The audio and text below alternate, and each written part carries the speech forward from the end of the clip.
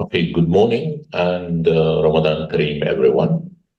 And I just will give a very quick review and focus on one of the important topics with understanding that despite the advance in the treatment of regarding psoriasis and psoriatic arthritis, still the patient are not satisfied regarding the treatment.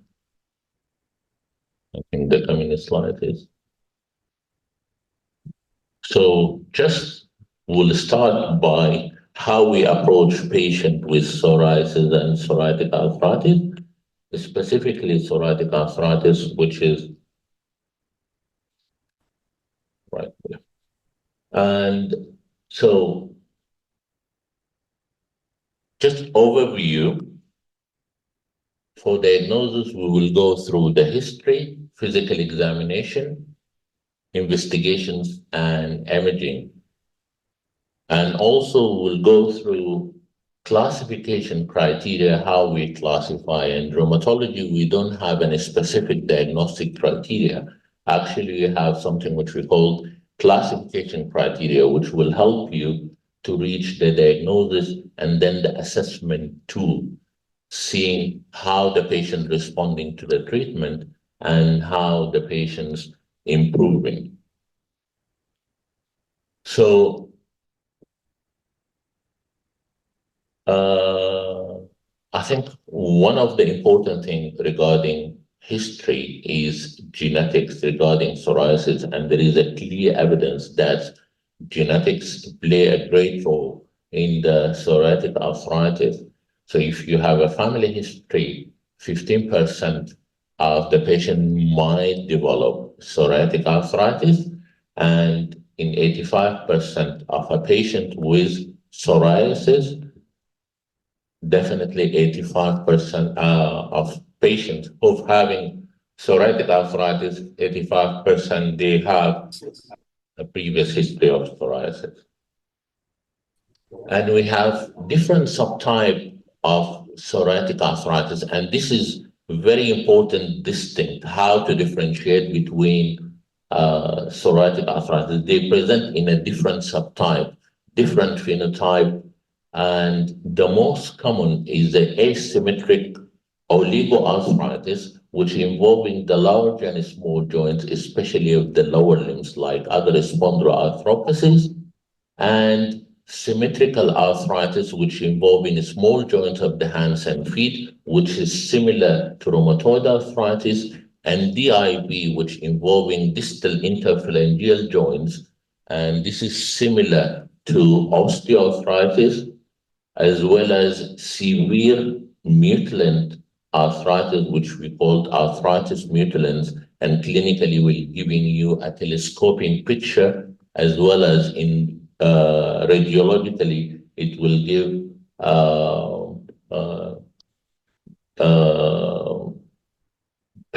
penciling cup picture. And also it's affecting spine, which will give you inflammatory spondylitis, as well as there is a six distinct picture or type, which we call it enthesitis, which involve the enthesial, which is the insertion of a tendon joints. Definitely, we have a very distinct pictures of inflammations, which involving tenderness, warm and swelling, and limitation of the movement. So to decide there is a joint involvement, you have either the evidence of inflammation plus or minus limitation in the joint movement. And definitely, if there is an inflammation, definitely it will be associated with inflammation. And also the distinct is asymmetrical articular involvement, which is, as I mentioned before, is the most frequent pattern of psoriatic arthritis. There is actually a tendency, but generally psoriatic arthritis involve most of the joint. Any synovial joints will be involved in psoriatic arthritis, but the commonest hands and feet, and also the spine and you can see the distribution, how it will affect, for example. And this pattern is very important in rheumatology and patient with arthritis, because they might be presented with different pattern. Rheumatoid arthritis always, and most of the patients involving MCP as well as PIP and feet. In psoriatic arthritis, it's a little bit different pattern. Can be mimic rheumatoid arthritis and can be also asymmetric, which is oligoarthritis involving the large joints. Nail lesions, one of the diagnostic hallmarks of the psoriatic arthritis. So there is a different, definitely, nail characteristics. And nail lesions very common, and it helps to distinguish a patient who's just having psoriasis from psoriatic arthritis. Most of the patients, more than 90% of the patient who's having psoriasis with nail changes, at the end they will develop psoriatic arthritis, which is less likely in the other patterns who are not involving nail changes. Also, enthesitis, and this is Achilles tendon, which having enthesitis, and that's how the patient they present is sometimes with the heel pain, as well as plantar fasciitis and dactylitis. And this is the whole digit will be involved, and definitely in Bahrain here, when the patient presented with dactylitis, especially in a young or in a children, we think of sickle cell disease. Psoriasis is one of the commonest causes of dactylitis beside TB and the other differential diagnoses.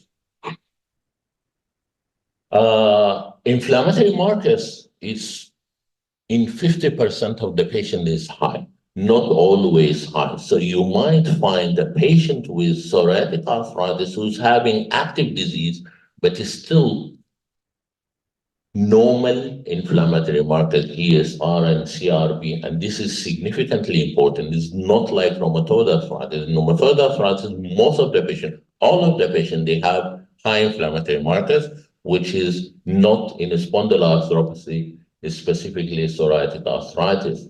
And this is radiological pictures, and I can see radiologists with us. And there is a predilection, there is a specific pattern of joint involvement. Radiologically, there is a new formation of the bone, subperiosteal reactions, and there is a marginal erosions and different things. But the severest one is the erosive changes, which is associated with arthritis mutilans, which will give you pencil cup pictures.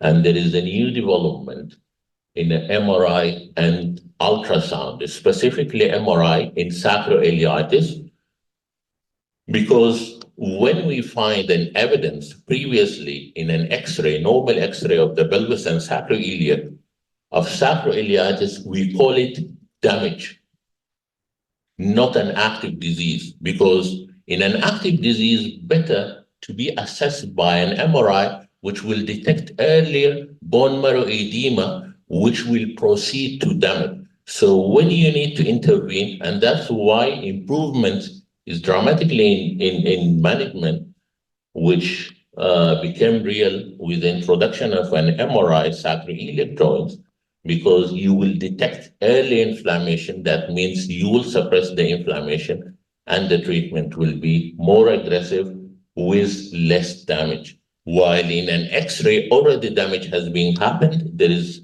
irreversible damage. Okay, so what are the risk factors? Genetic, definitely predisposition, and needs and environmental risk factors like trauma, lifting heavy cumulative loads, and infection, specifically if you use an antibiotics, and there is a mainly viral infections. Alleles, there is HLA-P27 and CW0602. These are two different, but they are work together in psoriasis and psoriatic arthritis. And HLA-P27 is more significant in an African patient. Why? Because 9% of Caucasian, they have HLA-P27 in a normal population. And this is significantly affecting your assessment, which HLA-P27. Psoriatic arthritis affects male and females equally, even if there is a slight difference with age. And the age approximately 40 to 50, and psoriatic arthritis is the number is huge, and sometimes it might not be discovered earlier. As I mentioned previously, psoriatic arthritis and psoriasis, most of the patients who's having psoriasis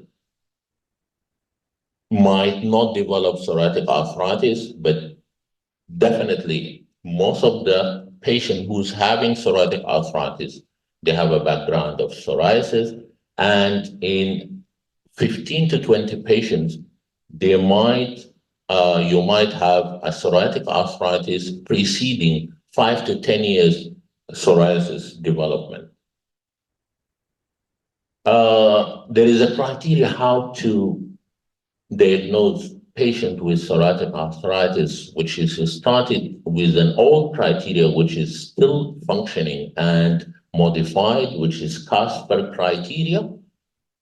And this is depends on you have an evidence, current evidence of psoriasis, or family history of psoriasis, negative, for example, rheumatoid arthritis, and you have an evidence of dactylitis, and you have to have at least 3 points to say this is a definite psoriatic arthritis. But I will come to this, which is very important, and it will predict when the patient, and if you have a patient missed, which is having under treatment of psoriasis, and he might have one of the features of earlier psoriatic arthritis, because earlier treatment, earlier intervention, that means you prevent a lot of damage and physical limitation. So PEST, it's better to be done at the dermatology clinic, which you have these criteria. Have you ever had any swollen joints? So you're asking about any joints without being swollen or tender.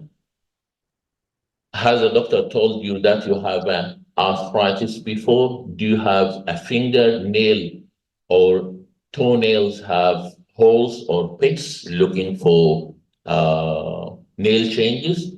Have you had pain in your heel looking for Achilles tendonitis or plantar fasciitis or any evidence of encephalitis? Have you had any finger or toe that was completely swollen looking for evidence of dactylitis? And you have to have at least 2 looking for 3 points, and then you will say this patient is with psoriasis, most likely is having psoriatic arthritis, so PEST. And ACR, which is also an assessment tool, which I will not, and they modify from it ACR response criteria, how the patient responding to the treatment. And there is an overarching principle, which we have to agree when we treat a patient with psoriasis and psoriatic arthritis. Psoriatic arthritis is a heterogeneous and potentially severe disease which may require multidisciplinary treatment. So you, dermatologist, physiotherapist, and all of the other modalities, and orthopedic surgeons and occupational therapists looking for an optimum treatment for the patients. Treatment of a patient with psoriatic arthritis should aim for the best care and must be based on a shared decision between patient and rheumatologist. You have to involve him. The primary goal of the treating patient with psoriatic arthritis is to maximize the improvement in quality of life, which I will come to. So this is psoriatic arthritis response criteria also. And this is how you look for the patient, how he is improved. So you're looking for the patient global assessment. And the patient global assessment, he decides by himself his improvement from the last visit. And you look also for your physician global assessment and your joint pain or tenderness and joint swelling.